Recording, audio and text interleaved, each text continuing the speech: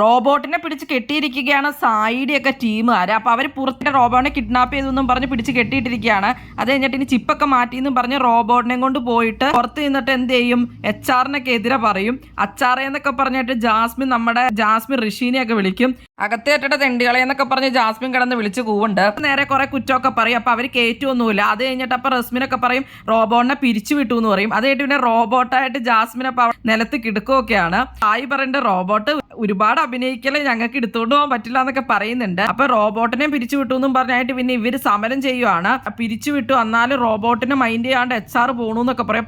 റോബോട്ടല്ലേ അതിനെ ഇപ്പൊ പാർട്സ് ആയിട്ട് അങ്ങ് വിറ്റോളാനൊക്കെ പറയുന്നുണ്ട്. റോബോട്ടിനെ തിരിച്ചെടുക്കണം, ഞങ്ങളെയും തിരിച്ചെടുക്കണം എന്നൊക്കെ പറഞ്ഞാണ് അവർ കിടന്ന് സമരം ചെയ്യുന്നത്. എന്നിട്ട് റോബോട്ട് പറയുന്നുണ്ട് അകത്തേറ്റ തെണ്ടികളെ എന്നൊക്കെ പറഞ്ഞാണ് റോബോട്ട് കിടന്ന് ഒച്ചെടുക്കുന്നത്. അത് കഴിഞ്ഞിട്ട് പിന്നെ റോബോട്ടിനെ കൊണ്ടുവന്ന് പിരിത്തേക്കുവാണ്. കുറച്ച് കഴിയുമ്പോൾ ഇവരിപ്പോ പ്ലാൻ ചെയ്തിരിക്കുന്നത് കുറച്ചു നേരം സൈലന്റ് ആയിട്ടിരുന്നിട്ട് പിന്നെ ഓടി വന്ന് തള്ളി കയറാം എന്നുള്ളതാണ്. അപ്പോഴാണ് വഴക്ക് കിടക്കുന്നത്. ഇനി അപ്പോഴാണ് ഇതിന്റെ റസ്മിനൊപ്പം ഹെൽമെറ്റ് ഒക്കെ ഊരിയെടുക്കുന്നത് ജാസ്മിന്. ഇനി അതിനുശേഷമാണ് പ്രോപ്പർട്ടി ഡാമേജും കാര്യങ്ങളൊക്കെ നടക്കുന്നത്. അപ്പൊ ഇനി അതാണ് ലൈവിൽ നടക്കാൻ പോകുന്നത്. പിന്നെ സായിയുടെ ടീമുകാർ പറയുന്നുണ്ട്, സായി ശരണയോടൊക്കെ പറയുന്നുണ്ട് BBC ഹോട്ടൽ ടാസ്ക് അകത്ത് പണിയെടുക്കണവർ വെറുതെ എടുക്കുള്ളൂ, നമ്മുടെ കണ്ടന്റ് ആയിരിക്കും പുറത്ത് ചർച്ച ആവുന്നതെന്നൊക്കെ പറയുന്നുണ്ട് സായി. ഇനി ഇത് കഴിയുമ്പോൾ തട്ടുകട വെച്ചിട്ടുണ്ടല്ലോ, അതിലെല്ലാ സാധനങ്ങളും അടിച്ചു മാറ്റി മോഷിച്ച് ഉള്ളിൽ കൊണ്ടുവന്ന് വയ്ക്കണം എന്നൊക്കെയാണ് ഇവർ പ്ലാൻ ചെയ്തിരിക്കുന്നത്.